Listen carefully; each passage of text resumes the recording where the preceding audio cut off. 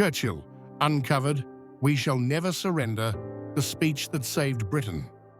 On June 4th, 1940, one man stood before Parliament and delivered 11 words that would change the course of World War II forever. But what you don't know is that Churchill almost never gave this speech at all. And the secret weapon he revealed in those final moments would become Hitler's worst nightmare. Welcome to Churchill Uncovered, where we dive deep into the untold stories of history's greatest wartime leader. I'm Richard Stanley, and today we're breaking down the most famous speech in British history, but not in the way you've heard it before. Because this wasn't just a speech. It was a declaration of war using weapons Hitler never saw coming. Picture this. It's June 1940. France is falling. The British Expeditionary Force is trapped at Dunkirk. Hitler's war machine seems unstoppable. And in the House of Commons, there are whispers that Britain should negotiate peace. Churchill had been Prime Minister for less than a month. Many still didn't trust him. Some called him a warmonger. Others thought he was reckless. But what they didn't know was that Churchill had been secretly developing something that would revolutionize warfare itself. The evacuation from Dunkirk had just concluded. 338,000 men saved, but all their equipment lost. Tanks, artillery, rifles, everything abandoned on French beaches. Britain stood alone, seemingly defenseless. The speech's hidden message, when Churchill rose to speak that day, he wasn't just delivering words of defiance. He was revealing Britain's secret strategy. Listen to this part carefully. We shall fight on the seas and oceans.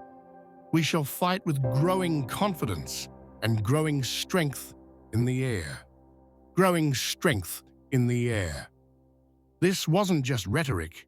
Churchill was hinting at Britain's most classified project, radar technology that would give the RAF an impossible advantage in the coming Battle of Britain. But there's more. When he said, "We shall fight on the beaches, we shall fight on the landing grounds," he wasn't just being poetic.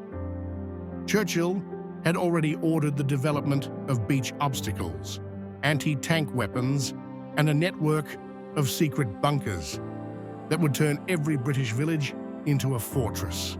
The phrase, "We shall never surrender," wasn't just defiance. It was a promise backed by revolutionary military innovations that Hitler couldn't imagine. Churchill's secret weapons revealed. What the public didn't know was that Churchill had been Britain's secret weapon innovator for decades. During World War I, he had championed the development of the tank. Now, in 1940, he was already pushing for even more radical ideas. Just weeks before this speech, Churchill had approved funding for sticky bombs that could destroy German tanks, flame-throwing vehicles called crocodiles, Special Operations Executive, a secret army of saboteurs, and most incredibly, artificial harbors that could be towed across the English Channel. While Hitler relied on conventional warfare, Churchill was thinking 4 years ahead to D-Day. The man giving this speech wasn't just a politician. He was a military innovator who understood that wars are won by outthinking your enemy, not just outfighting them. A tactical genius. But here's what makes Churchill truly remarkable. He understood that this speech itself was a weapon. Every word was calculated for maximum psychological impact, not just on the British people, but on Hitler himself. By broadcasting Britain's determination to fight in the air and on the sea, on the beaches and on the landing grounds, Churchill was forcing Hitler to prepare for multiple types of warfare simultaneously. This wasn't just defiance. It was strategic misdirection. Hitler heard this speech and had to wonder, what weapons does Britain have that I don't know about?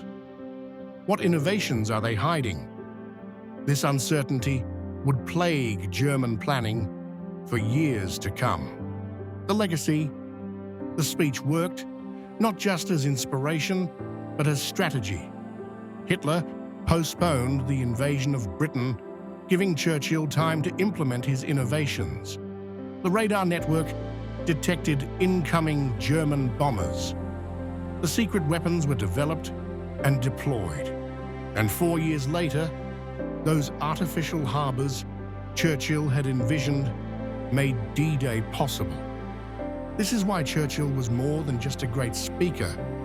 He was a tactical genius who understood that sometimes the most powerful weapon is the enemy's own imagination.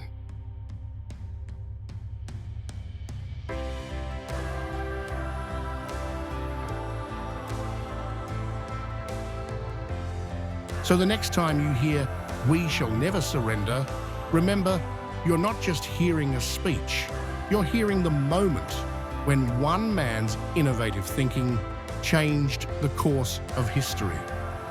What other Churchill innovations do you want to see uncovered?